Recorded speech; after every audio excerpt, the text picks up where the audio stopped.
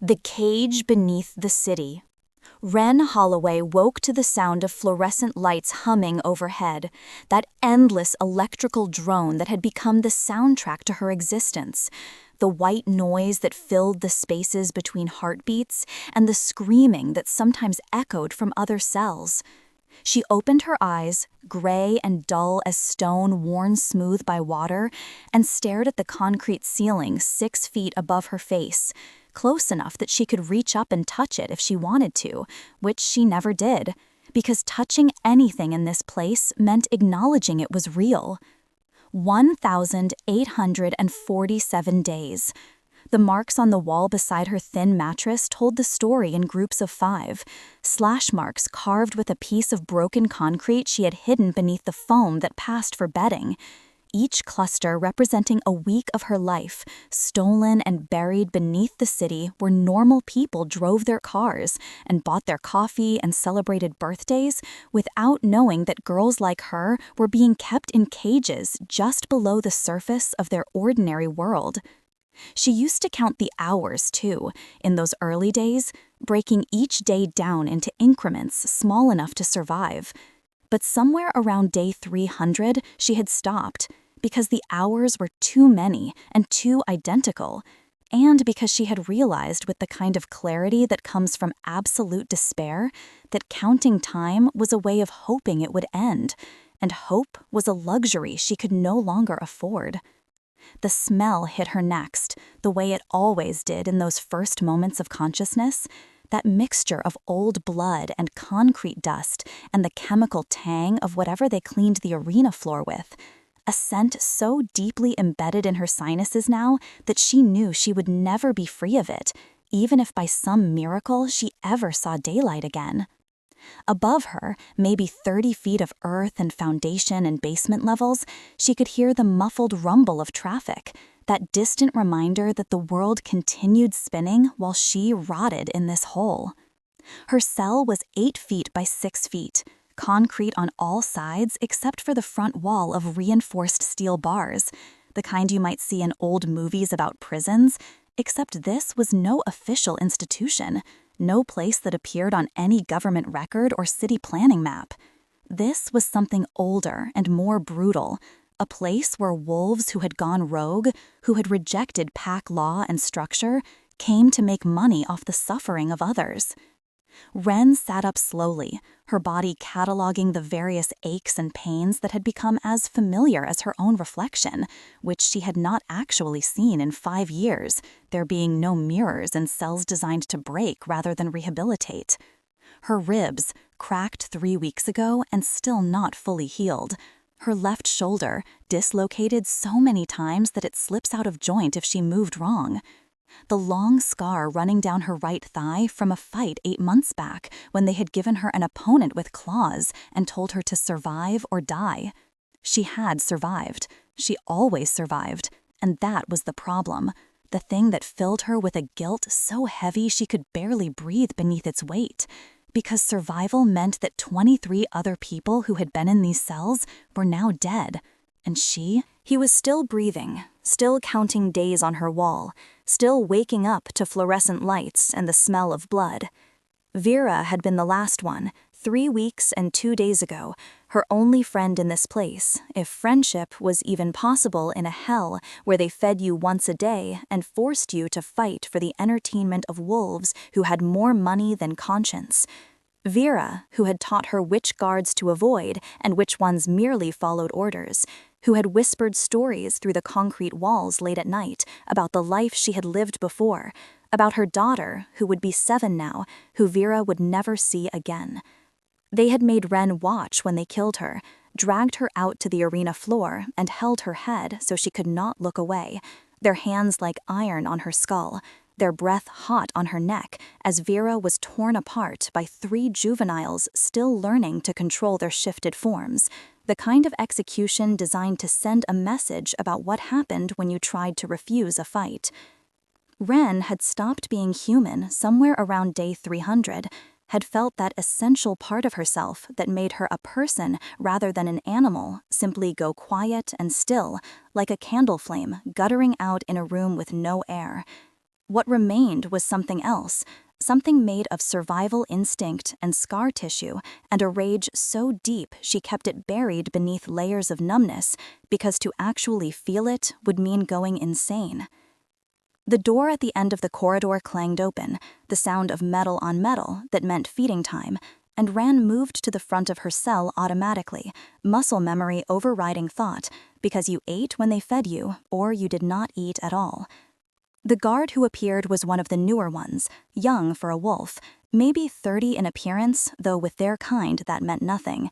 His eyes still holding a flicker of discomfort when he looked at the cells, as if some part of him had not yet made peace with what he was participating in. He slid the tray under her bars without meeting her eyes, the food exactly what it always was, tasteless protein and carbohydrates calculated to keep her alive and functional, nothing more. She took it and retreated to the back corner of her cell, eating mechanically while he moved on to the next prisoner, her mind already trying to drift away to that blank space where feeling did not reach. But today, something was different. She sensed it in the quality of silence from the cells around hers, in the way the guard moved just slightly faster than usual, in the almost imperceptible tension that thickened the air like humidity before a storm. Ren had learned to read these subtle shifts the way animals learned to sense earthquakes before they struck, her survival depending on noticing the things that did not quite fit the pattern. The door opened again, and this time the footsteps that echoed down the corridor were different, measured and confident, expensive shoes on concrete, and Ren knew without looking who had entered, even before his scent reached her, that combination of cologne and cold that she had come to associate with the man who owned this place, who had built his fortune on the broken bodies of people like her. Phoenix Graythorn moved like someone who had never known fear, tall and he leaned in his perfectly tailored suit, his silver blonde hair catching the fluorescent light, his ice blue eyes scanning the cells with the detached interest of someone evaluating livestock. He was old, older than he looked, and powerful in ways that had nothing to do with physical strength, the kind of wolf who had learned that money and influence were more effective weapons than claws. He stopped in front of Ren's cell, and she forced herself to remain still, to keep chewing her flavorless food, to not give him the satisfaction, even though every instinct screamed at her to press herself into the farthest corner and disappear. "Still alive, I see," he said, his voice carrying that particular tone of mild surprise mixed with clinical interest that made her skin crawl. "You have exceeded expectations, Miss Holloway. 5 years, and you are still functional. Remarkable, really." Ren said nothing, keeping her eyes fixed on the middle distance, that trick she had learned of looking without seeing, being present without actually being there. Phoenix studied her in silence for a long moment, and she could feel his attention on her skin like something physical, that crawling sensation of being examined and found either wanting or useful. She was never quite sure which. Then he tilted his head slightly, and moonlight from somewhere, some air shaft or window she could not see, filtered down into the corridor, pale and cold.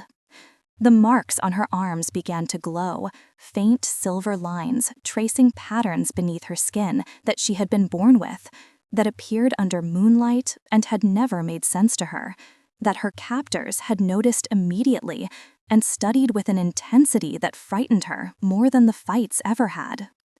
"There," Phoenix murmured, almost to himself, "still present, still dormant, but present.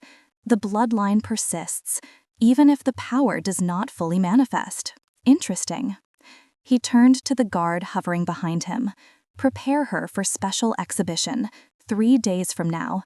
The clients have been promised entertainment, and I believe she will provide exactly what they are paying for, a fitting end to a remarkable specimen." The words took a moment to penetrate, to translate from sounds into meaning, and when they did, Ren felt something shift in her chest, that small spark of self-preservation that 5 years had not quite managed to extinguish, flickering back to life. 3 days. They were going to kill her in 3 days, publicly, for money. And there was nothing she could do about it. No escape, no reprieve, no last-minute salvation, because no one even knew she was here. No one was looking for her. She was just another missing person in a world full of them, forgotten and erased. Phoenix was already walking away, his footsteps receding down the corridor, and Wren sat in her cell with the remains of her meal and stared at her glowing arms in the moonlight, at these marks that meant something to him and nothing to her, these patterns written on her skin in a language she had never learned to read. She thought about Vera, about her daughter who would be 7 now, about all the people who had died in these cells while she survived, and she made a decision that felt less like choice and more like inevitability. If she was going to die, and in 3 days she would die fighting, not as entertainment, but as herself, whatever that meant anymore. And maybe in those final moments, she would remember what it felt like to be human, to be Wren Holloway, the girl who had existed before the cage, before the blood, before the number 1847. The moonlight faded, and her marks dimmed back to invisibility, and in the darkness of her cell, Wren closed her eyes and began to count, not days this time, but hours, 72 of them, each one bringing her closer to an end that might also be the first real choice she had made in 5 years.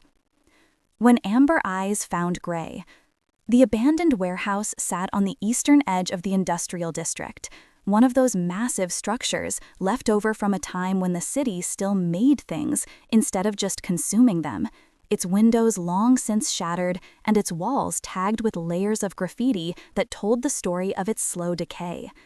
Wren had been brought here in a silver-lined cage, the kind specifically designed to hold bear kind, the metal burning her skin wherever it made contact, leaving red welts across her shoulders and the backs of her thighs where she had been forced to crouch during the transport. 72 hours had become 0, the countdown she had marked mentally reaching its inevitable conclusion. And now, she stood in a holding area behind what had once been the warehouse's main floor, listening to the sounds of the crowd gathering beyond the curtain, the low rumble of voices and laughter that meant people with money had come to watch her die. They had not fed her that morning, though whether that was strategy or simple cruelty she did not know. Her stomach hollow and acidic, her body running on nothing but adrenaline and the grim determination that had kept her alive for 1,850 days. The guards who flanked her were unfamiliar, brought in specifically for this event, their faces hidden behind masks, their hands rough when they had dragged her from the transport cage and fitted her with the collar that would prevent any possibility of shifting. Not that she had ever managed that particular trick anyway.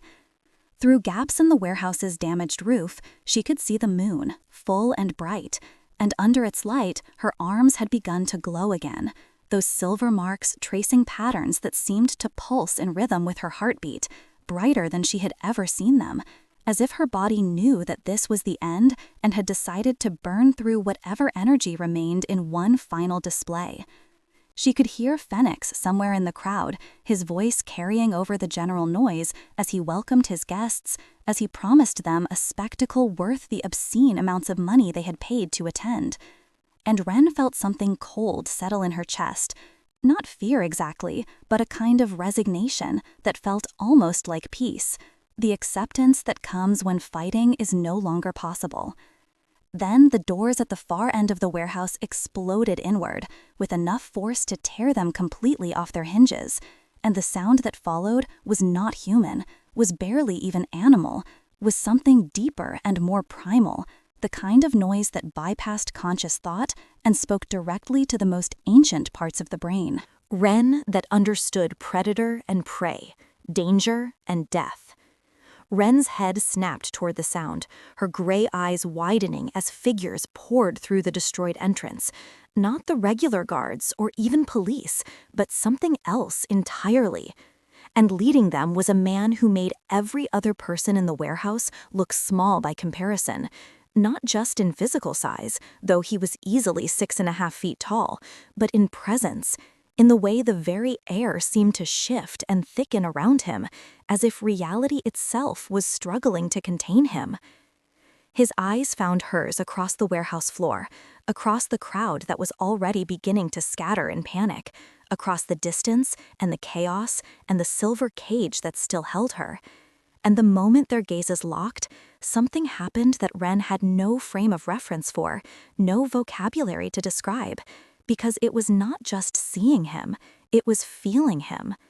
Every cell in her body suddenly aware of his existence with an intensity that bordered on painful.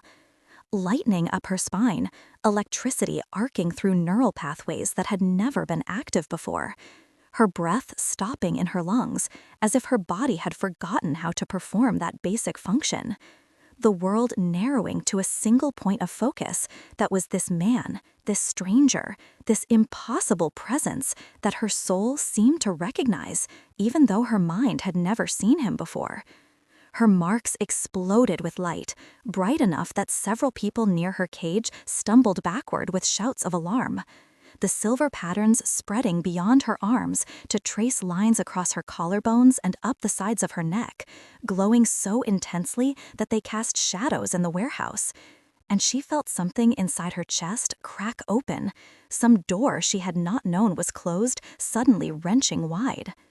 The man, Corvus, though she did not yet know his name, went completely still for a fraction of a second.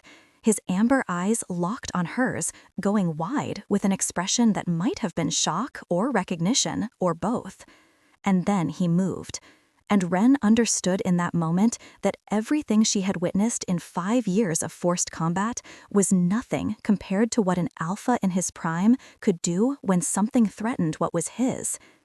He crossed the warehouse floor in seconds that felt like hours, time doing something strange and elastic. His body beginning to shift mid-stride, bones cracking and reforming, his expensive clothes tearing as muscle and fur erupted beneath. But he did not complete the transformation, staying suspended in that space between human and wolf, his face elongating but still recognizable, his hands becoming clawed but still capable of grasping. And when he reached the first guard who stood between him and Ren's cage, he simply tore the man apart. Efficiency and brutality combined in a way that would have been beautiful if it was not so absolutely terrifying.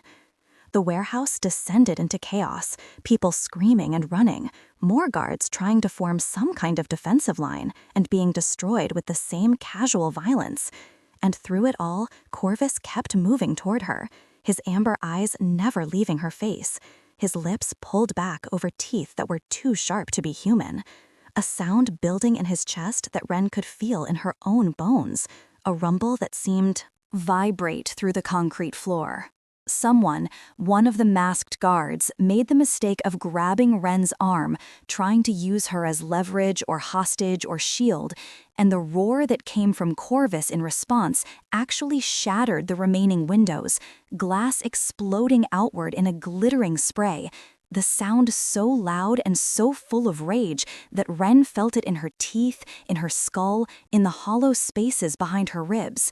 He hit the cage she was in with enough force to bend the reinforced bars, his clawed hands wrapping around the metal despite the silver burning his palms, smoke rising where his skin made contact, and he ripped the door completely off its frame, the screech of tearing metal adding to the cacophony, his breath coming in harsh pants that showed too many teeth. The guard who had grabbed her was already dead, though Ren had not seen Corvus kill him, her attention fractured by sensory overload, by the bond that was still forming between them, threads of connection weaving through her chest and pulling tight, making it hard to breathe, hard to think, hard to be anything except absolutely aware of him. He fell to his knees in front of the destroyed cage, still half-shifted, still covered in blood that was not his own, and reached toward her face with a hand that trembled despite its size, despite the claws and the obvious strength, trembled as if he was afraid she would disappear if he touched her too roughly. "Mine," he said, and his voice was gravel and honey, ruined and perfect, barely intelligible through the transformation that had reshaped his throat and jaw. "Mine, mine, you are mine." Ren wanted to respond, wanted to say something, anything, but her body was shutting down, overloaded by too many sensations at once, the bond snapping fully into place like a rubber band pulled to breaking and then released, the shock of it traveling through her system and shorting out every other function. Her vision was tunneling, darkness creeping in from the edges, and the last thing she saw before consciousness left her entirely was those amber eyes, burning like molten gold, filled with something that looked almost like worship. And the last thing she felt was the careful, gentle way he caught her as she fell, cradling her against a chest that was too large and too warm, and somehow exactly where she was supposed to be. The warehouse continued its chaos around them, guards and enforcers and criminals all trying to escape or fight or survive. But in the small bubble of space that surrounded Corvus and the woman in his arms, there was only stillness, only the sound of his harsh breathing gradually slowing, only the sight of him curled around her unconscious form with a possessiveness that transcended reason, only the beginning of something that would reshape everything they thought they knew about fate and choice and the future that stretched ahead of them both. Truths written in moonlight. Ren woke to softness, and that was the first sign that something was wrong, because in 5 years she had not experienced anything that could be described as soft. Her body so accustomed to concrete and thin foam and the hard floor of fighting rings that the sensation of actual sheets, of a mattress that gave beneath her weight, of pillows that cradled her head was so alien, and that for a moment she thought she might still be unconscious, trapped in some dream her mind had constructed as a mercy. She opened her eyes to unfamiliar ceiling, high and white, with crown molding that spoke of wealth and taste, floor-to-ceiling windows along one wall, showing a view of the city from what had to be 30 floors up, the lights glittering like stars brought down to earth. And the panic hit her all at once, sudden and absolute, her body jackknifing upright in the bed, her breath coming short and sharp as her gray eyes darted around the space looking for exits, for threats, for the inevitable trap that this had to be. The room was huge, larger than her entire cell had been by a factor of 10, decorated in dark woods and deep blues, masculine but not aggressively so, with doors leading to what looked like a bathroom and a closet, and one main door that she assumed led out into whatever building she was being kept in, because that was what this was, she told herself firmly, another cage, just prettier than the last one, just another place where someone owned her. She was wearing clothes she did not recognize, soft cotton pants and a loose shirt, not the blood-stained rags she remembered from the warehouse. And that realization made her skin crawl because it meant someone had undressed her, had touched her while she was unconscious, had moved her body without her knowledge or consent. And the violation of that, even if it had been done with good intentions, made her want to claw her way out of her own skin. The main door opened, and Ren was off the bed instantly, pressing herself into the corner farthest from the entrance, her body automatically adopting a defensive stance that 5 years of survival had made instinctive. And then he was there, filling the doorway, and every thought in her head went silent. Corvus Ironfang, though she still did not know his name, looked different in the daylight that streamed through the windows, less monster and more man, though the power that radiated from him was no less intense for being contained in fully human form. He was dressed simply in dark pants and a white shirt with the sleeves rolled to his elbows, his black hair slightly disheveled as if he had been running his hands through it, and those amber eyes that had burned themselves into her memory found her immediately, tracked her position in the corner, and she watched something that might have been pain flash across his face. "You are safe," he said, and his voice was different too, without the transformation distorting it, deep and rough like whiskey over gravel, the kind of voice that would have made her shiver under different circumstances. "I swear to you, you are safe here. No one will hurt you. No one will touch you. You have my word, and my word is law in this territory." He stayed in the doorway, making no move to enter, and Ren realized with a start that he was deliberately keeping his distance, that every line of his body spoke of careful control, of someone fighting against instinct to give her space. And that small consideration, that evidence that he saw her fear and was trying to accommodate it, did something strange to the tight knot of panic in her chest. "Where am I?" Her voice came out hoarse from disuse, rough and uncertain. And she hated how small she sounded, how broken, when she wanted to sound strong and unafraid. Monarch Tower, my headquarters, the penthouse. He shifted his weight slightly, and she tensed, and he immediately went still again. You have been unconscious for 18 hours. The mate bond, when it forms, can cause temporary shock to the system, especially in someone who did not know what to expect. I had my personal physician examine you to ensure there was no lasting damage. She is female, he added quickly, as if sensing that detail might matter, and she found nothing beyond malnutrition, old injuries, and exhaustion. Mate bond. The words hung in the air between them, heavy with implications she did not understand, and Wren felt her fingers curl against the wall at her back, her nails scraping against expensive wallpaper.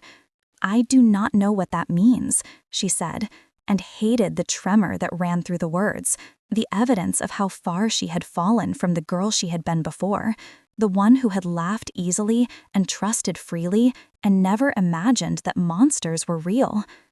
Corvus took a slow breath, and she could see him choosing his words carefully, see the effort it cost him to speak slowly, when everything about his posture suggested he wanted to cross the room and gather her close. We are wolves, you and I, though you have never shifted, have never been taught what you are. When two wolves are destined for one another, fated mates as we call them, there is a bond that forms upon first meeting, a connection that goes deeper than choice or logic. You are mine, and I am yours, and nothing in this world or the next will change that. The certainty in his voice should have been comforting, should have made her feel secure, but all Wren could think was that she had escaped one cage only to find herself in another, that this bond he described sounded like ownership dressed up in prettier words, and the small animal part of her brain that had kept her alive screamed that she needed to run, to fight, to do anything except stand here and accept this. I am not yours, she said, and her voice was stronger now, edged with the anger that lived beneath her fear. I am not anyone's. I did not ask for this, did not choose it, and I do not care what your bond says. I just want to leave. Something flickered in his amber eyes, hurt maybe, or understanding, and he nodded slowly. You can leave any time you wish. The door is not locked. The elevator will take you to the ground floor, and security has been instructed not to stop you. He paused, and when he continued, his voice was softer. But I would ask that you stay, at least long enough to hear the full truth of what you are, of what was done to you and why. You deserve answers, and I can provide them.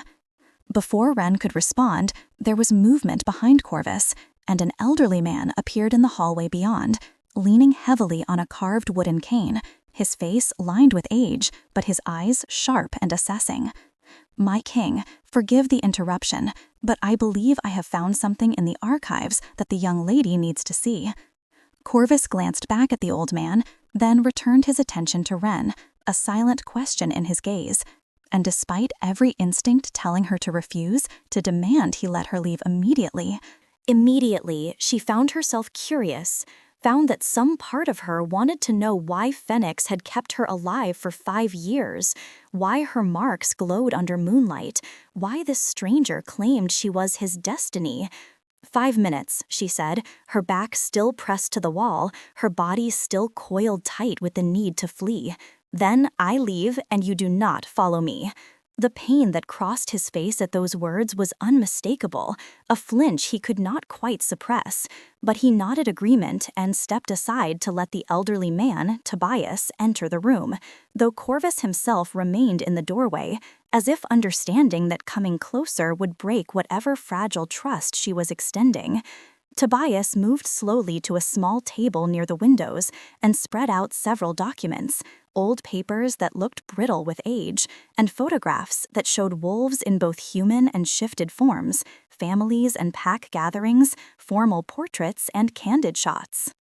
Your name is Wren Holloway, Tobias said gently, but that was the name given to you by the woman who saved you from massacre when you were 3 months old. Your birth name was Wren Silvermoon, last daughter of House Silvermoon, one of the oldest and most powerful bloodlines in wolf history. He pointed to a photograph, and Wren found herself drawn forward despite her fear, her eyes falling on the image of a woman with dark auburn hair and storm-gray eyes, holding an infant whose tiny arms were already marked with silver patterns. Your mother, Lucia Silvermoon. She and your father, your older brother, your grandkinds, your aunts and uncles, 17 members of your family in total, were assassinated 24 years ago in a coordinated attack that wiped out your entire line. Almost your entire line. Wren stared at the photograph, at this woman who looked so much like her that it could not be coincidence, and felt something crack open in her chest, some door she had kept locked because what lay behind it was too painful to examine. Why? The word came out barely above a whisper. Power, Corvus said from the doorway, his voice hard as stone. Your bloodline carried gifts that others coveted or feared. The ability to heal, to encourage growth, to protect. Magic that balanced the more violent aspects of wolf nature. Someone wanted that power eliminated, and they nearly succeeded. Tobias laid out another document, this one more recent, a report with dates and locations. You were hidden by a loyal servant who died protecting your identity. You grew up normal, human as far as you knew, until 5 years ago when someone finally found you. The fighting rings, the captivity, it was all designed to break you down, to prevent your magic from manifesting, because the power in your blood only fully awakens in the presence of your fated mate. The pieces were falling into place, terrible and inexorable, and Wren looked down at her arms, where the marks were glowing softly in the afternoon light streaming through the windows. These patterns that had marked her as target and victim, these signs of a heritage she had never known she carried. Who killed them? She asked, and her voice was steadier now, the anger beneath her fear rising to the surface. Who destroyed my family? Corvus and Tobias exchanged a glance. And something passed between them, some silent communication, before Corvus spoke. We do not have proof yet, but we have suspicions. Someone with access to pack politics and resources, someone who sits in a position of power even now. His eyes met hers, burning with intensity. And I swear to you, on my life and my crown, that we will find them, and they will answer for what they have done. Learning to live in the light. In the 7 days that followed, Wren discovered that freedom was its own kind of cage, that being told she could leave anytime she wished did not actually make leaving possible when she had nowhere to go, no money, no identification that had expired years ago, and a body that still flinched at sudden movements and loud noises, that still woke her at 3 in the morning with her heart racing and her breath caught in her throat like something solid. Corvus had been true to his word about the unlocked door, about security not stopping her, and on the second day she had tested it, had walked all the way to the elevator and pressed the button for the lobby, had stood in that descending car with her reflection staring back at her from polished metal walls, and realized that she had no idea who that person was, this skin woman with choppy auburn hair and haunted gray eyes, this stranger wearing borrowed clothes that actually fit, this ghost who had survived when so many others had not. She had gone back up to the penthouse before the elevator reached the ground floor, and if Corvus knew about her aborted escape attempt, he never mentioned it, just continued his careful dance of being present without being intrusive, of providing for her needs without demanding anything in return. He brought her meals himself, 3 times a day like clockwork, setting the trays on the table near the windows and then retreating to give her space, never sitting with her, never watching her eat, even though she could feel his presence just beyond the doorway, could sense him there like a compass, always pointing north. The food was nothing like what she had been fed in the cells, was instead carefully prepared and diverse, different dishes each time, as if he was trying to learn what she liked, what she would actually finish instead of just picking at until it went cold. She could not eat without checking for poison first, a habit so deeply ingrained that she did not even realize she was doing it until the 3rd day when she caught Corvus watching her from the hallway, his amber eyes full of pain as she sniffed the soup he had brought, as she tested a small bite and waited 5 minutes before taking another. And the look on his face in that moment, the visible evidence of how much her trauma hurt him, made something twist uncomfortably in her chest. On day 5, late into the evening when sleep was impossible and the penthouse felt too quiet despite its size, Wren found herself wandering out of the bedroom into the main living area, following the sound of movement to discover Corvus standing at the floor-to-ceiling windows, his hands braced against the glass, his shoulders tight with tension that she could read even from across the room. "You do not sleep much," she said, and he turned immediately at the sound of her voice, his whole body orienting toward her with an intensity that should have been frightening but somehow was not anymore, not after days of watching him move slowly, speak softly, arrange his entire existence around making her feel safe. "No," he agreed, and there was something raw in his voice, some edge of exhaustion that went beyond physical. "I have not slept properly in 200 years, not since my sister was killed by rogues who thought her death would weaken my claim to the throne. I failed to protect her, failed to see the threat until it was too late, and that failure lives in me like a second heartbeat." Wren found herself moving closer without quite deciding to, drawn by the honesty in his words, by this glimpse of vulnerability from someone who projected nothing but strength. 200 years, she repeated, the number almost incomprehensible. "How old are you?" 347, he said matter-of-factly, as if it was not an impossible span of time, as if he had not lived through centuries while she had barely survived 24 years. "I became Alpha King 150 years ago, after a succession war that lasted 3 decades and cost thousands of lives. I have spent every year since trying to build something stable, something that would protect wolves from the kind of violence that defined my youth, and I thought I had succeeded." His hands curled into fists against the glass. "Then I found you in that warehouse, found my mate, broken and scarred in a cage, and realized that all my power, all my laws, all my careful construction had not prevented that horror from happening right under my nose." The self-recrimination in his voice was so fierce, it was almost physical, and Wren felt something shift in her perception of him, some understanding that he carried his own trauma, his own failures, that power had not protected him from pain any more than powerlessness had protected her. "It was not your fault," she said quietly, surprising herself with the words, with the truth of them. "You did not put me in that cage. You did not keep me there for 5 years. You broke me out. Not fast enough." He turned to face her fully, and in the dim light his amber eyes seemed to glow with their own luminescence. "You should never have been there at all. If I had been more vigilant, if I had looked deeper into the fighting rings, instead of just shutting down the ones we found, if I—" "You cannot control everything," Wren interrupted, and felt the irony of her comforting him, of her trying to ease guilt that was not his to carry. "Trust me, I spent years thinking about all the things I could have done differently the night I was taken, all the what-ifs and should-haves. It does not change anything. It just makes the cage in your head match the cage they built around your body." They stood in silence for a long moment, the city lights glittering beyond the windows, the distance between them measured in feet, but feeling somehow smaller than it had days before. And when Corvus spoke again, his voice was softer. "My sister's name was Corvide. We were twins, rare among our kind. She was everything I was not, gentle where I was harsh, diplomatic where I was blunt, able to see solutions that did not involve violence.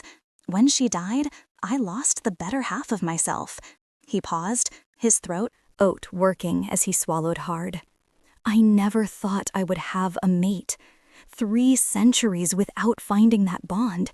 I had accepted that I would rule alone, die alone, that perhaps that was fitting for someone with as much blood on his hands as I have. And then I saw you across that warehouse, and everything I thought I knew about my future became irrelevant." Ren felt her breath catch at the intensity in his words, at the weight of emotion behind them, and before she could stop herself, she was speaking, offering her own truth in exchange for his. I had a friend in the cells, Vera. She taught me how to survive, which guards to avoid, how to make myself small and uninteresting so they would not choose me for the worst fights. She told me about her daughter, showed me a picture she had somehow kept hidden for 3 years. Her voice broke slightly, but she pushed through. They killed her 3 weeks before you found me, made me watch because I had hesitated to fight someone who reminded me of her. And I hated myself for surviving when she did not, hated that I was still breathing while she was just gone, as if she had never mattered at all. She mattered, Corvus said with absolute conviction. Her life mattered, her death mattered, and the fact that you survived does not diminish that. You carry her memory, her daughter's face, her lessons that kept you alive. That is not nothing. The tears came without warning, sudden and overwhelming. 5 years' worth of grief that she had not allowed herself to feel, because feeling anything in that place meant breaking, and she could not afford to break when breaking meant death. She was not even aware of moving, but suddenly she was closer to Corvus, close enough that she could feel the heat radiating from his body. Close enough that when her knees buckled under the weight of finally letting herself mourn, he was there to catch her. His arms came around her carefully, as if she was made of glass, as if he expected her to shatter or flee. And when she did neither, when she instead pressed her face against his chest and sobbed, his hold tightened incrementally, offering support without restraint, warmth without demand. I have you, he murmured into her hair, one hand coming up to cup the back of her head with impossible gentleness. You are safe. You are allowed to feel this. You are allowed to grieve. I have you, and I will not let you fall. They stood like that for a long time, Ren crying out 5 years of horror against the chest of a man she barely knew, but who somehow felt more solid and real than anything else in her shattered world. And Corvus holding her as if she was precious, as if she was worth the careful handling, his own eyes bright with unshed tears for losses that were not his, but that he carried anyway, because they were hers. When the storm finally passed, when Ren had no more tears left and felt hollowed out but somehow lighter, she pulled back slightly, and Corvus let her go immediately, his hands dropping to his sides, giving her the choice of distance or closeness. "Thank you," she said, her voice rough and wrecked. "For that, for all of this, for not pushing. You do not need to thank me for basic decency," he said, but there was something in his expression that suggested her gratitude. That mattered to him anyway, that her slowly developing trust was worth more than any formal acknowledgement. Conspiracy revealed. The summons came on the morning of the 8th day, delivered by Margot, who had slowly transformed from suspicious guard to cautious ally. Her shaved head and athletic build somehow less intimidating now that Ren had seen her bring extra blankets without being asked, had heard her argue with Corvus about pushing too hard too fast, had witnessed her fierce protectiveness that extended to include even damaged mates she did not fully trust yet. "The council demands an audience," Margot said, her tone making clear what she thought of that demand. "They want to meet the Alpha King's mate officially, verify the bond, and, I suspect, make their political plays now that they know a silver moon has resurfaced." Ren looked up from the book Tobias had brought her, an old history of the wolf packs that she had been reading with growing fascination and horror, learning about the world she had been born into and then violently removed from. Can they do that? Just demand I appear? Technically, no. Corvus entered from the hallway, and Ren noted with something that might have been pleasure that she no longer tensed automatically at his presence, that her body had learned to recognize him as safe, even when her mind still struggled with that concept. But refusing without cause would create political complications I would prefer to avoid while we are still investigating who ordered your family's murder. Better to attend, to show strength, and to watch who reacts poorly to your existence." There was something in his voice that made Ren study him more carefully, a tension in his shoulders that she had learned over the past week. And when she spoke, it was with more insight than she would have had days before. "You already know who it is, do not you?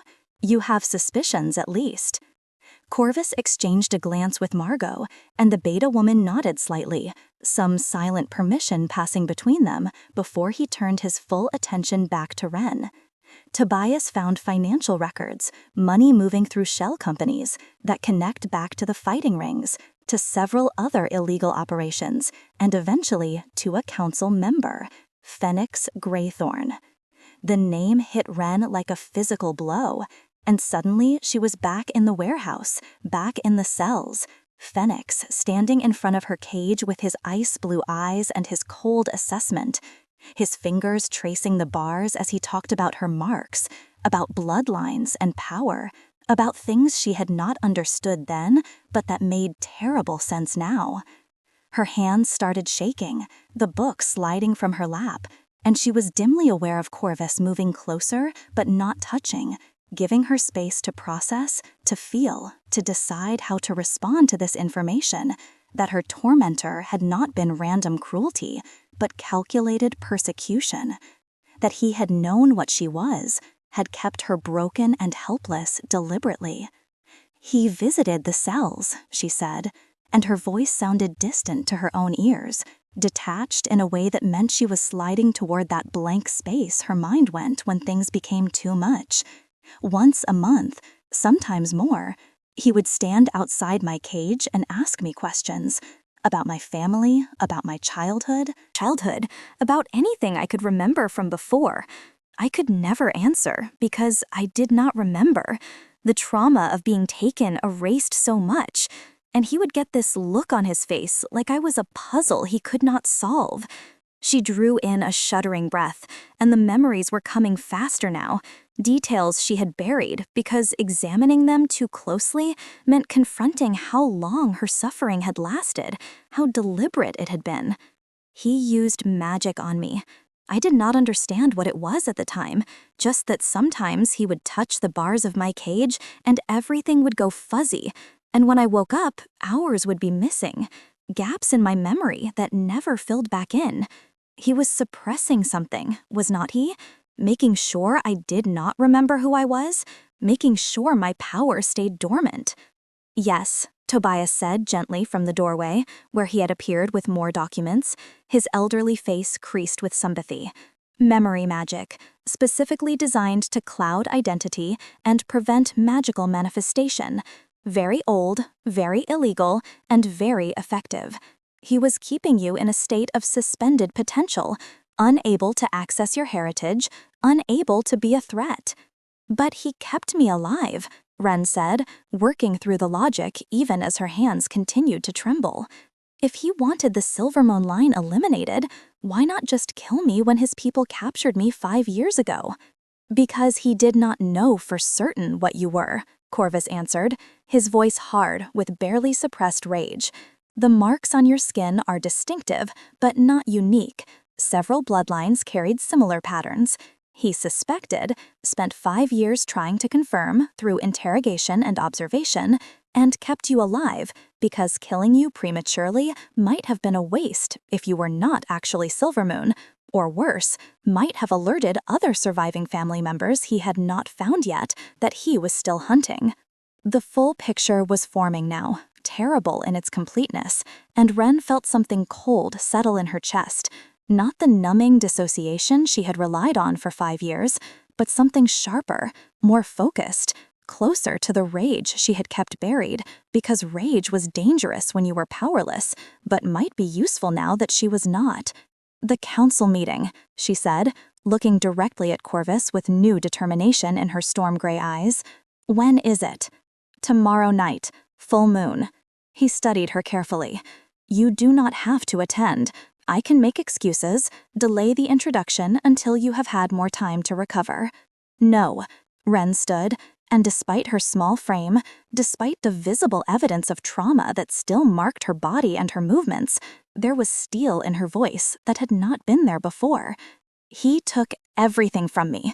My family, my childhood, 5 years of my life, my friend Vera. He does not get to take my courage too. I want to face him.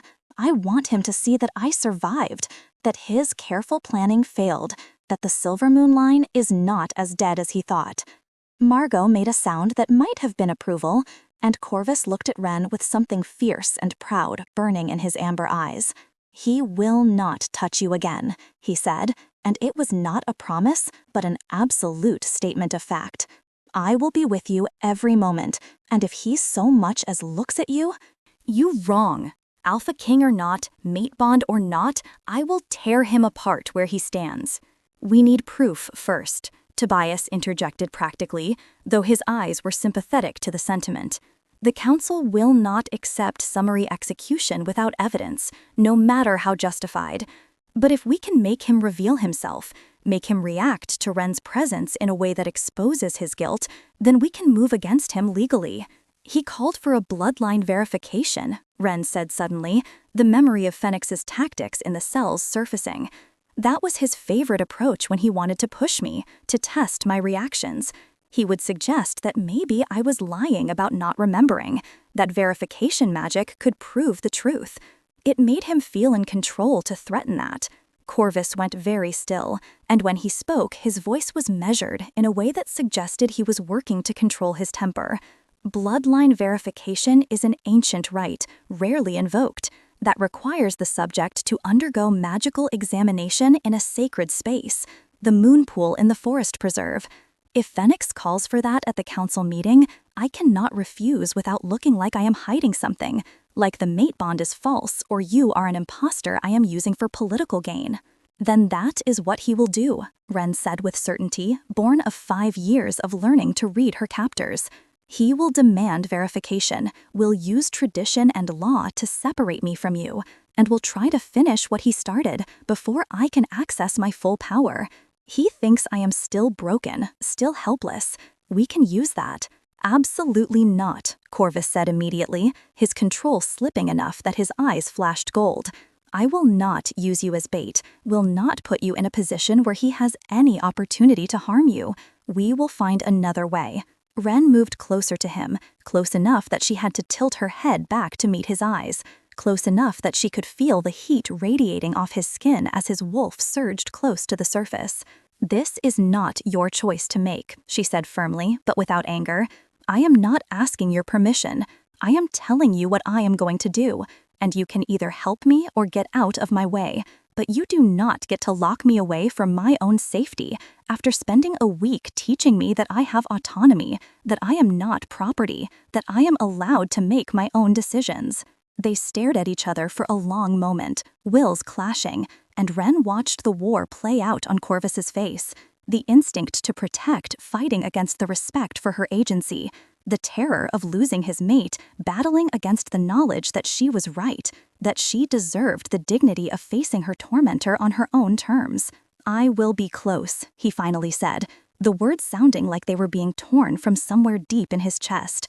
"Close enough to reach you in seconds if anything goes wrong, and Margot will position security around the entire preserve, and Tobias will research every spell Phoenix might use so we know what to counter. And if at any point you change your mind, if you decide this is too much, you signal and we extract you immediately. Those are my terms." "Agreed," Ren said, and felt something settle in her chest, some piece of herself clicking back into place, because this was right. As what she had lost in that cage, not just her freedom, but her right to choose, her ability to take risks and face dangers on her own terms, and Corvus giving her that back, even though it clearly terrified him, meant more than any declaration of love could have. When the moon turned red. The council chamber was exactly what Ren had imagined when Tobias described it, a vast circular room at the heart of Monarch Tower, with a domed glass ceiling that opened directly to the sky. designed centuries ago so that moon magic could flow freely during deliberations, so that the oldest laws could be invoked under the light that had witnessed their creation. 12 chairs arranged in a perfect circle, each occupied by an alpha who controlled a major territory, who held power and influence that shaped the lives of thousands of wolves, and at the center of that circle, 2 additional chairs, one for the alpha king and one, tonight, for his mate. Wren walked beside Corvus with her spine straight and her chin up, wearing clothes that Margot had helped her choose, simple but elegant, dark pants and a flowing silver shirt that seemed to catch the moonlight streaming through the glass above and reflect it back, making her marks visible even through the fabric, the patterns on her arms glowing softly, undeniably present, undeniably silver moon. She could feel the eyes on her, 12 alphas assessing and calculating, seeing not a person but a political piece, a complication or opportunity depending on their allegiances, and she forced herself to meet their gazes one by one, to show no fear, even though her heart was racing, even though every instinct screamed at her to run from this room full of predators who could kill her without effort. Phoenix sat in the chair directly opposite the entrance, positioned so that he would be the first person she saw upon entering, and when their eyes met across the chamber, Wren watched his expression shift through several emotions too quickly to catalog, shock and calculation, and something that might have been fear before his face smoothed into aristocratic neutrality. "Alpha King Corvus," Phoenix said, rising from his chair with fluid grace, his silver-blonde hair perfect, his ice-blue eyes giving away nothing now that he had controlled his initial reaction. "You honor us by bringing your mate before the council. We have heard rumors, of course, but seeing her in person is quite different from reports." "Council Member Graythorn," Corvus replied, his voice formal and cold, his hand resting lightly at the small of Wren's back, not possessive but supportive, a reminder that she was not alone. "Allow me to present Wren Silvermoon, last daughter of House Silvermoon, my fated mate, and under my personal protection." The use of her blood name rather than the human surname she had carried sent a ripple through the council, several members leaning forward in their chairs, and Wren saw Phoenix's jaw tighten almost imperceptibly, saw the flash of something dangerous in his eyes before he smiled, cold and sharp. "Silvermoon," he repeated, and there was something in the way he said it that made Wren's skin crawl, possession and hatred mixed together. A bold claim, given that House Silvermoon was eliminated 24 years ago. One might wonder how verification of such a claim could be established, how we might be certain that this young woman is who you say she is and not simply someone with similar markings that you are using for political advantage. There it was, exactly as Wren had predicted, the trap being set with legal language and tradition, and she felt Corvus go rigid beside her, felt the wave of protective fury that rolled off him so intensely that several council members shifted uncomfortably in their seats. "Are you questioning my ability to recognize my own mate?" Corvus asked, and his voice had dropped into a register that was more wolf than man, dangerous and barely controlled. "Are you suggesting I would bring false claims before this council?" "I am suggesting nothing," Phoenix said smoothly, "merely invoking the right of bloodline verification, as is my privilege as council member when ancient houses are claimed to have survived their documented extinction. The right is clear, established law that predates even your kingship, and I believe several other council members would agree that such verification would settle any questions definitively." He looked around the circle, and Wren watched 3 other members nod agreement, allies or conspirators, she could not tell, but enough that the motion had support, enough that refusing would indeed look suspicious, would suggest that Corvus had something to hide. "The right of bloodline verification," one of the other council members said, an older woman with gray streaking her dark hair, "requires that the subject be examined at the moon pool in the forest preserve, witnessed by 3 council members, with the Alpha King remaining at a distance to prevent any interference with the magic. It is tradition, my king, and while I understand your reluctance to be separated from your mate, the law is clear. Corvus looked like he wanted to argue, like he was seconds away from saying that he did not care about tradition or law, that they could all go to hell if they thought he would let Ren out of his sight. But then Ren squeezed his hand, a brief pressure that said she was ready, that this was expected, that they had planned for exactly this.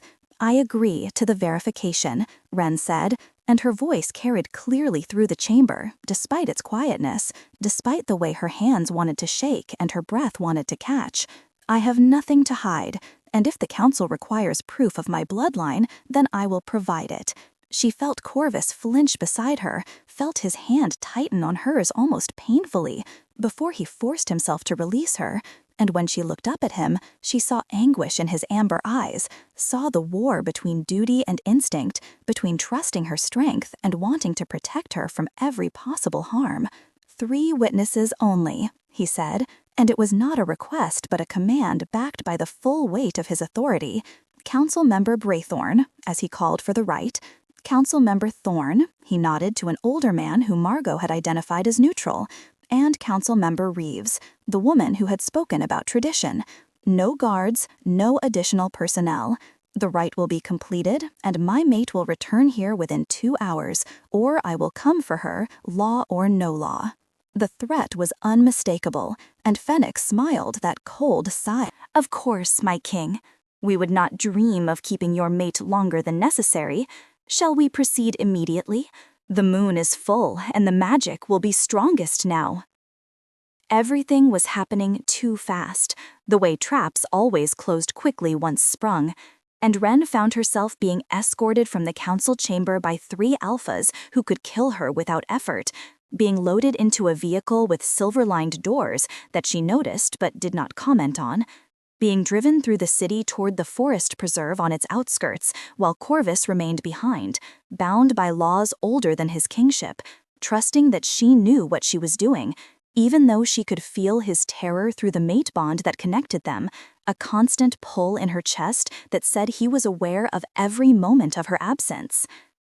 The moon pool was beautiful in a way that hurt, a perfect circle of water surrounded by ancient rowan trees, their branches forming a natural cathedral overhead, the moonlight streaming down to illuminate the surface of the pool so that it glowed with ethereal silver light.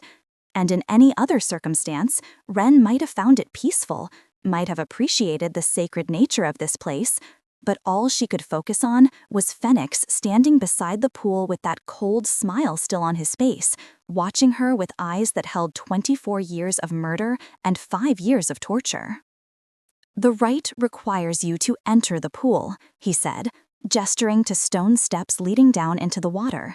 The magic will read your blood, will illuminate your true heritage, and we will have our proof one way or another. Simple, really. Ren moved toward the steps, her feet carrying her forward even as every survival instinct told her this was wrong, that the water looked too dark beneath its glowing surface, that Phoenix's smile was too satisfied. But she had committed to this path, and backing out now would accomplish nothing except confirming that she was still the broken thing from the cage, still too afraid to fight back. The water was cold, shockingly so, and as she descended the steps, she felt something else mixed with the cold, a burning sensation where the liquid touched her skin. Silver dissolved into the water, poisoning it, turning what should have been sacred space into a trap designed to weaken her, to drain her power before it could fully manifest.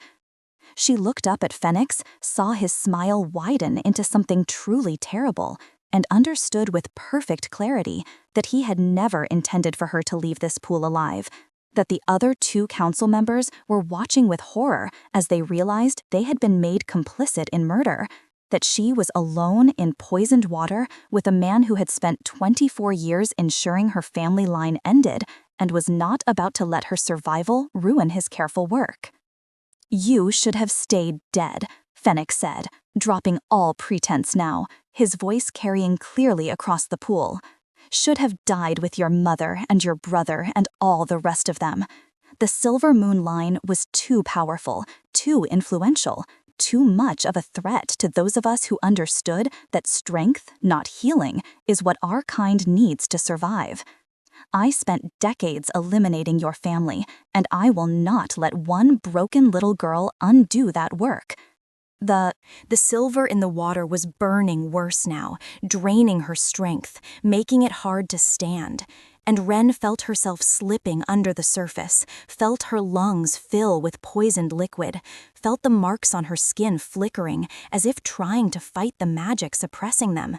And through it all, she held on to one thought, one absolute certainty that kept her conscious, even as darkness crept in from the edges of her vision. Corvus was coming. She could feel him through the bond, could feel his rage and his terror and his absolute refusal to lose her, could feel the exact moment back in Monarch Tower when he stopped caring about laws and tradition and political consequences, when his wolf took over completely and he moved. The ground began to tremble. The king's reckoning.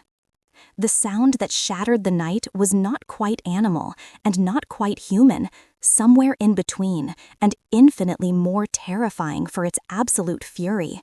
A roar that made the ancient rowan trees shake and sent birds exploding from their branches in panicked flight, that resonated in Ren's chest even underwater, even as silver poison burned through her veins and her lungs screamed for air they could not find. The clearing exploded with motion, massive shapes pouring through the trees, 60 wolves of Corvus's elite guard in full shifted form, their eyes glowing in the moonlight, their bodies moving with coordinated precision that spoke of decades training together. And behind them, hundreds more forming a perimeter that stretched through the entire forest preserve, an army responding to their king's distress call. But none of them mattered, none of them registered beyond peripheral awareness, because Corvus himself had arrived. He was massive in his alpha form, easily twice the size of a normal wolf, his black fur seeming to absorb light rather than reflect it, his amber eyes burning like molten gold. And the power that radiated from him was visible, waves of dominance that pressed down on every other wolf in the clearing, that made even his own guards flatten their ears and lower their heads in automatic submission. He had covered the distance from Monarch Tower to the forest preserve in minutes that should have taken 30, had torn through the city in a straight line that ignored roads and buildings and anything else that stood between him and his mate. And the rage that drove him was absolute, all-consuming, the kind of fury that ended lives and toppled kingdoms. Fenix stumbled backward from the pool's edge, his aristocratic composure finally cracking, his ice-blue eyes wide with something that might have been fear, or might have been the belated understanding that he had miscalculated catastrophically, that there were lines even council members could not cross without consequence. And he had not just crossed that line, but obliterated it. Corvus hit the 2 conspirator council members first, the ones who had stood witness to murder, and he did not hesitate, did not offer them trial or mercy, just killed them with brutal efficiency that sent their bodies tumbling across the clearing. Because in this moment, he was not Alpha King bound by law and politics. He was simply a wolf who had found his mate dying in poisoned water, and nothing else mattered beyond reaching her. He shifted mid-leap into the pool, his body compressing and reforming until he was human enough to have hands, to pull Ren from the water with a gentleness that contradicted the violence he had just committed, cradling her against his chest as her head lolled back, as silver-tainted water streamed from her mouth and nose, as her marks flickered weakly beneath skin that had gone gray and cold. "No," he said, and the word was barely intelligible through a throat still half-transformed, through vocal cords that had not fully shifted back to human. "No, you do not get to leave me. We just found each other. You do not get to leave." He pressed his hand over her heart, and Ren felt, rather than saw, the golden light that erupted from his palm. Mate bond magic that was supposed to be gentle, supposed to be carefully controlled, instead being shoved into her system with the force of a tidal wave, Corvus pushing his own life force into her with desperate intensity, trying to burn the silver from her blood through sheer, overwhelming power. It hurt, Everything hurt, her lungs burning as they expelled water, her veins on fire as silver and alpha magic warred for dominance, her marks blazing across her entire body in patterns that spread beyond her arms to trace lines across her ribs, her shoulders, her face, glowing so brightly that the clearing was lit like daylight. And through the pain, she felt something else, something vast and ancient waking inside her. The silver moon magic that had been suppressed for 24 years, finally responding to the call of her mate, finally manifesting the way it was always supposed to. Her eyes snapped open, and they were no longer just storm gray, but silver shot through, glowing with their own internal light. And when she drew breath, it was deep and clean, her lungs clearing, her body beginning to heal itself with speed that was not natural, that spoke of the gifts her bloodline carried, of why Phoenix had spent decades trying to eliminate them. "You came," she said, her voice rough but steady, her hand coming up to cup Corvus's face, where he knelt in the shallow water beside her, where he still had not fully shifted back to human, his features caught somewhere between man and wolf, his amber eyes wild with emotion that had no name. "Always," he said, and it was promise and threat and absolute certainty. "I will always come for you. Law, tradition, consequences, none of it matters more than you. Nothing matters more than you." Movement at the edge of the clearing drew both their attention, and Ren turned to see Phoenix attempting to flee, his expensive shoes slipping on wet leaves as he scrambled toward the trees, toward escape that would never come because Margot was there, had positioned herself and 3 other guards to cut off that exact route, and the look on the beta's face was coldly satisfied as she forced him back toward the pool. Ren pulled herself from Corvus's arms, her legs shaky but holding, her body still adjusting to the sudden influx of power that thrummed beneath her skin, that made the plants around the pool lean toward her as if seeking the sun, that made the poisoned water begin to clear as her healing magic instinctively worked to purify it. She walked toward Phoenix with measured steps, and despite her small frame, despite the fact that he was taller and older and more experienced, he backed away from her as if she was the threat. "You killed my family," she said, and her voice carried across the clearing with unnatural clarity, as if the forest itself was amplifying her words. "My mother, my father, my brother, my grandparents, 17 people who never harmed you, who only wanted to serve their kind with the gifts they were born carrying. You murdered them because you were afraid of what they represented, because their power to heal and protect threatened your vision of strength through violence. They were weak," Phoenix spat, his composure breaking completely now, his aristocratic mask crumbling to reveal the zealot beneath. "They would have made us weak, made us dependent on magic instead of claws, on healing instead of dominance. I did what was necessary for the survival of our species, what others were too sentimental to see needed doing." "You tortured me for 5 years, Ren continued, taking another step forward. "Kept me in a cage, broke my bones, made me fight for my life over and over. Used magic to suppress my memories and my power, because even after murdering my entire family, you were still afraid of what I might become. You were afraid of a child." She was close enough now to see the sweat beading on his forehead, close enough to smell the fear beneath his cologne, and she felt the rage that had sustained her through 5 years of captivity rising to the surface, demanding blood, demanding justice, demanding she make him hurt the way he had hurt her and everyone she had lost. But beneath that rage was something else, something that whispered in her mother's voice that she had not fully remembered until this moment, that spoke of the difference between justice and vengeance, between being strong and being cruel, between surviving trauma and being defined by it. "I could kill you," Ren said quietly, and watched Phoenix's eyes widen as he realized she meant it, that the power glowing beneath her skin was more than capable of ending his life. "I want to kill you. I want to make you feel every moment of pain you caused, want to break you down the way you broke me down, want you to know what it feels like to be helpless and afraid and alone." She paused, and the clearing was silent except for the sound of water still dripping from her clothes, of Corvus's harsh breathing behind her where he stood ready to intervene if she asked, of Margot and the guards holding position around the perimeter. "But I am not you," Wren finished. "I am Silvermoon, and we do not murder out of fear or hatred or the desire for power. So you do not get the mercy of a quick death. You get to stand trial. You get to have every crime you have committed exposed to the entire wolf community.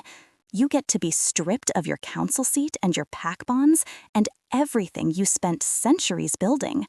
And then you get to face the Alpha King's justice for treason, and that justice will be absolute." She turned away from him, walked back to where Corvus stood, and felt his arms come around her immediately, felt him press his face into her hair, as if reassuring himself she was real, was alive, was here. And she leaned into that embrace because she needed it as much as he did, needed the reminder that he was not alone, that she had survived, that the worst was over. "Take him," Corvus said to Margot, his voice still rough but more controlled now, more human. "Silver restraints, full guard. Transport him to Monarch Tower and lock him in the deepest cell we have. He will stand trial at the next full council meeting, and I will personally ensure that every alpha in this territory hears exactly what he has done, what he attempted here tonight, and why the sentence I pass will be both legal and just." Margot moved with her usual efficiency, snapping silver-lined cuffs onto Phoenix's wrists with enough force to make him wince, and as the guards dragged him away, as his protests and justifications faded into the distance, Wren felt something in her chest finally unclench, some knot of fear and rage that had lived there for 5 years slowly beginning to loosen. "Can you walk?" Corvus asked gently, and she nodded, though truthfully she was not certain, her body still adjusting to the magical awakening, still processing the silver poisoning, still trembling with aftermath and adrenaline. He lifted her anyway, carrying her with the same careful gentleness he had shown since the moment they met, and as they left the clearing surrounded by his guard, as the forest slowly settled back into peaceful silence, Wren looked up at the moon above and felt, for the first time in 5 years, something that might eventually become freedom. Under the moonlight, finally free. The month that followed transformed everything, though not in the sudden dramatic way that marked the warehouse rescue or the confrontation at the moon pool, but in the slower, quieter way that healing actually happened, in increments so small they were barely noticeable day to day, but unmistakable when Wren looked back at who she had been and who she was becoming. Phoenix's trial lasted 3 days, conducted before the full council with alphas from every major territory in attendance, and Wren had testified on the second day, had stood before hundreds of wolves and recounted 5 years of captivity in a voice that only shook slightly, that grew stronger as she spoke, as she watched the horror and rage ripple through the assembled crowd, as she saw even the most hardened alphas look away from her scars and her truth. The evidence Tobias had compiled was damning, financial records and testimonies from low-level operatives who turned on their employer when offered immunity, magical analysis of the spells used on the moonpool water, and beneath it all, the simple fact that Wren stood before them alive and glowing with silver moon marks, undeniable proof that Phoenix had lied about the massacre's completeness, had known a survivor existed, and had chosen torture over disclosure. The sentence was death, delivered by Corvus himself in the old way, a formal execution that Wren had chosen not to witness, because she had meant what she said about not being defined by vengeance, about not letting Phoenix's crimes shape who she would become. And Corvus had understood, had simply held her afterward and told her it was done, that she was safe now, that no one would hurt her again. The council was restructured in the aftermath, the conspiracy's full extent exposed, 3 new members appointed, including Margot, who had proven herself. Felt not just as a warrior, but as someone who understood that strength and compassion were not mutually exclusive, who had helped Ren through panic attacks and nightmares with the same efficiency she brought to combat strategy. Ren's claim to the Silver Moon ancestral lands was formally recognized, a vast section of the forest preserve granted back to her bloodline, with the understanding that she would restore what had been lost, would rebuild not just a house but a legacy, and she had accepted, with the caveat that it would take time, that she was not ready to leave the safety of Corvus's presence yet, that healing could not be rushed no matter how much she wished otherwise. The nightmares faded gradually, nights when she woke screaming, becoming nights when she simply woke disoriented, then nights when she slept through until morning, and always Corvus was there, patient and steady, never pushing but never withdrawing, giving her space to process while making clear that she was not alone, that she would never be alone again. On the evening of the new moon, exactly 1 month after the confrontation at the moon pool, Ren stood on the rooftop garden of Monarch Tower, watching the city lights glitter below, feeling the cool autumn air on her skin, marveling at how different everything felt now, how the world had color and texture and possibility instead of just endless gray sameness. She heard Corvus approach, had learned to recognize his footsteps, the particular way he moved that was both predatory and careful, and when he stopped beside her, she did not tense, did not flinch, just tilted her head to look up at him with a small smile that felt more natural every time she used it. "The council wants to hold a formal presentation ceremony," he said, though his tone suggested he had opinions about that. "Introduce you officially to the entire pack, thousands of wolves bearing witness, very political and very public. I told them you would decide when and if you were ready for that level of attention." Ren considered that, thought about standing before crowds again, but this time not as a victim testifying, but as herself, as Ren Silvermoon, mate to the Alpha King and last of her bloodline, and found that the idea did not terrify her the way it might have weeks ago. "I think I am ready," she said quietly, "not because I want the attention or the politics, but because hiding feels like letting fear win, and I am tired of being afraid. I want people to see that survival is possible, that trauma does not have to be the end of the story." Corvus reached out slowly, telegraphing the movement, and when she did not pull away, his hand cupped her face with that impossible gentleness that never failed to make her chest tight, his thumb brushing across her cheekbone where silver marks now traced permanent patterns, visible even without moonlight, a legacy written on her skin. "You are the strongest person I have ever known," he said, and there was no flattery in his voice, just simple truth. 347 years, and I have never met anyone who has endured what you endured and still managed to find compassion, to choose justice over vengeance, to wake up every morning and decide that today will be better than yesterday. You humble me." Ren felt heat rise in her cheeks, unused to praise, unused to being seen as anything other than broken or dangerous, and she covered his hand with hers, marveling at how small her fingers looked against his, how the mate bond thrummed between them like a second heartbeat, constant and reassuring. "I could not have done any of it without you," she said honestly. "You gave me space to heal, but never let me be alone. You respected my choices even when they terrified you. You taught me that I was allowed to be afraid and brave at the same time, that strength is not about never falling apart, but about putting yourself back together afterward." They stood in comfortable silence for a moment, the city breathing below them, the night sky vast and clear above.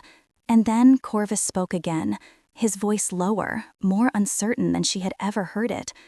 "I love you," he said, and the words were simple but weighted with centuries of loneliness that had ended the moment he saw her across that warehouse.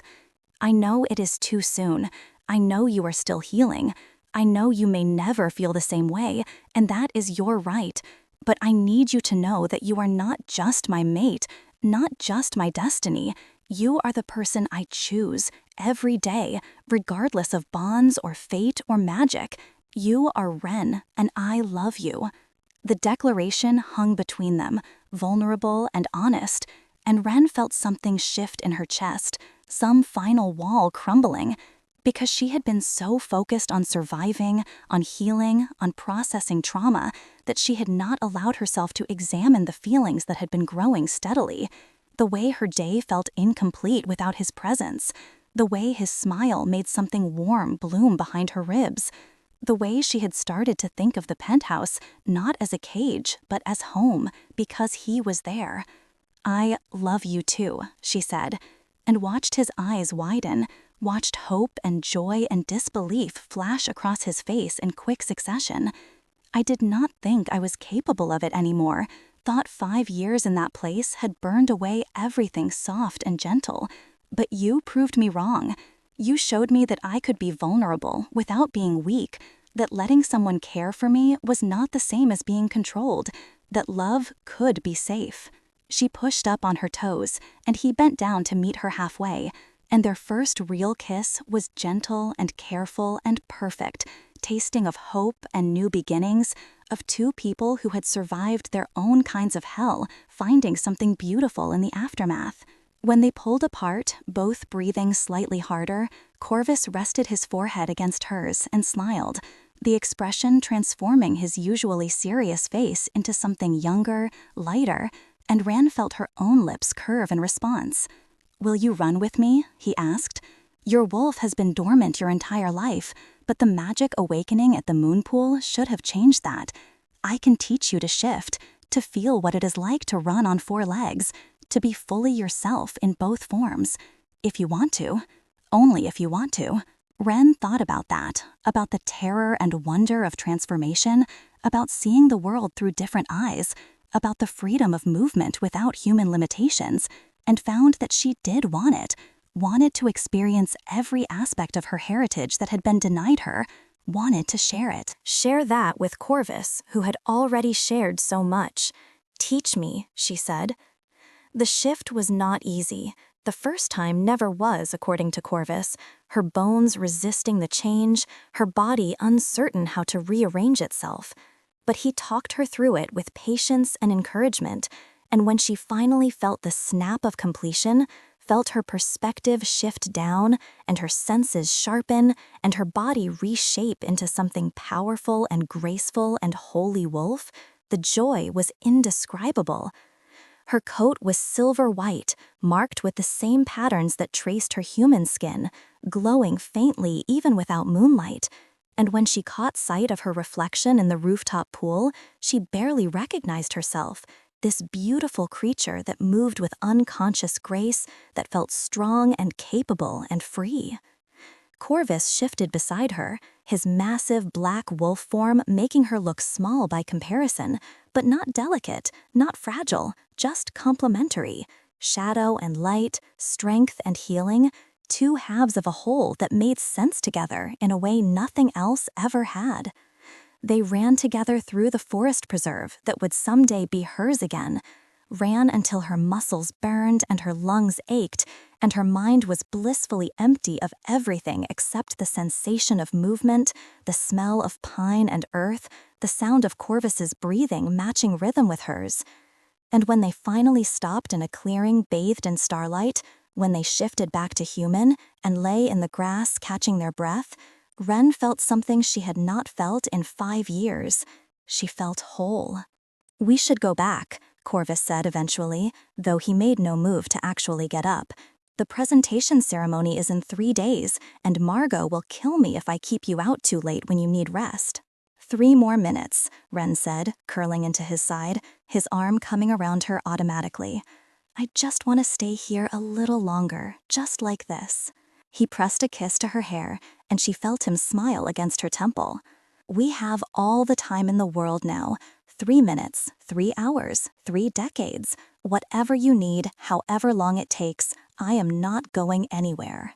And as Ren lay there under the stars with her mate's heartbeat steady beneath her ear, with her own heart finally beating without the constant undercurrent of fear, With the promise of a future that held more than just survival stretching out before her, she understood that this was what freedom actually meant. Not the absence of cages or the death of enemies, though those things mattered, but the presence of choice, the ability to decide who she wanted to be and what kind of life she wanted to build. The knowledge that she was allowed to be both the girl who survived horror and the woman who found love afterward. That those identities were not mutually exclusive, but complementary parts of a whole person who was still being written, still becoming, still learning what it meant to live instead of just exist. Under the moonlight, her wolf markings glowed softly, a reminder of heritage and power, of family lost and family found, of everything she had endured and everything she had yet to discover. And for the first time in 5 years, Wren Silvermoon looked toward the future and felt something that might, eventually, fully become hope.